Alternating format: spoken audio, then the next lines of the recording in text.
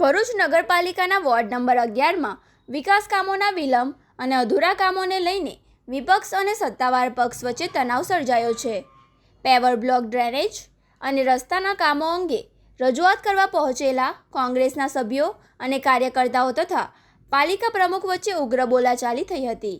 વિપક્ષી સભ્યો શમશાદ અલી સૈયદ, જિગ્નેશ બ્રહ્મભટ્ટ, સલીમ અમદાવાદી, હેમેન્દ્ર કોઠીવાલા, જુબેર પટેલ અને નિખિલ શાહ સહિતના આગેવાનો પાલિકા પ્રમુખ દેવેન્દ્ર વસાવાની ચેમ્બરમાં પહોંચ્યા હતા. તેમણે વોર્ડમાં વિકાસ કામો ધીમી ગતિએ ચાલી રહ્યા હોવાના આક્ષેપ સાથે રજૂઆત કરી હતી.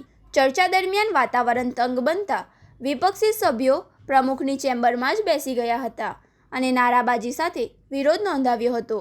વિપક્ષે આક્ષેપ કર્યો કે લોકપ્રશ્ન રજૂ કરવા છતાં તેમની વાત સાંભળવાના બદલે પોલીસ બોલાવવાની ધમકી આપવામાં આવી હતી. જોકે પાલિકા પ્રમુખ દેવેન્દ્ર વસાવાએ વિપક્ષના આક્ષેપોને નકારી કાઢ્યા હતા. તેમણે સ્પષ્ટતા કરી કે વોર્ડ નંબર 11માં ડ્રેનેજ અને પેચવર્કની કામગીરી ચાલી રહી હોવાથી પેવર બ્લોક દૂર કરવામાં આવ્યા છે.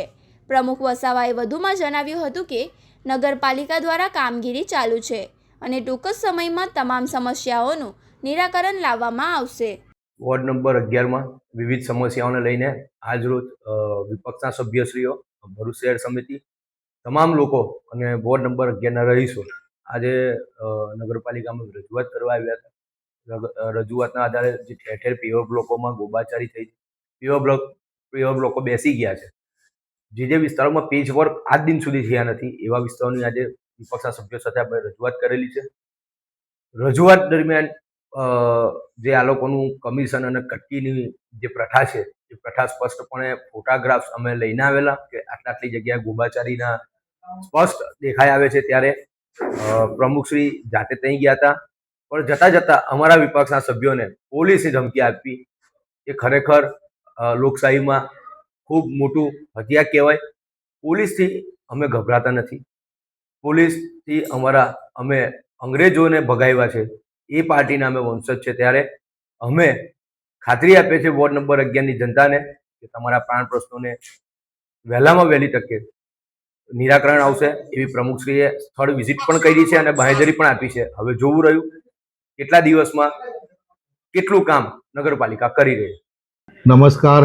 આજરોજ વિપક્ષના મિત્રો દ્વારા જે રજૂઆત કરવામાં આવી હતી વોર્ડ નંબર 11ને બાબતે, એમાં અમુક જે રસ્તાઓનો પેચિંગ વર્ક અને ગટર ઉભરાવાના કારણે જે બ્લોક ખોલવામાં આવ્યા હતા એના લીધે થોડા બ્લોક અસમાંતર થયા છે. તેની અમે વહીવટી ટીમ સાથે વિઝિટ મારી અને જાતે નિરીક્ષણ કર્યું છે અને એ પેચવર્કની કામગીરી અને જે પણ બ્લોકની સમાંતરની કામગીરી હશે આવનારા દિવસોમાં કરી નાખીશું એની બાંહેધરી આપીએ છીએ. વિપક્ષ ધરણા પર બેસી ગયું હતું કે આપના દ્વારા પોલીસની ધમકી આપવાની હતી, એ મામલો શું છે? મેં કોઈ જાતની ધમકી આપી નથી. એમાં એમને વોર્ડ વાઇઝ રજૂઆત કરવાની માંગણી કરી હતી અને એ લોકો ઉગ્ર માંગણી સાથે એ લોકો દર વખતે આવે છે. તો મેં ખાલી એટલું જ કીધું હતું કે વોર્ડ વાઇઝ તમે સભ્યો તમારી રજૂઆત કરવા આવો અને આપણે એનું નિરાકરણ લાવીએ. એમાં એમને બીજા વેમાં લઈ અને કાયદાકીય પોલીસની ધમકી આપી એ રીતનું એમને લાગી આવ્યું છે. એ રીતની મેં વાત નથી કરી, એટલે એ તદ્દન ખોટું છે.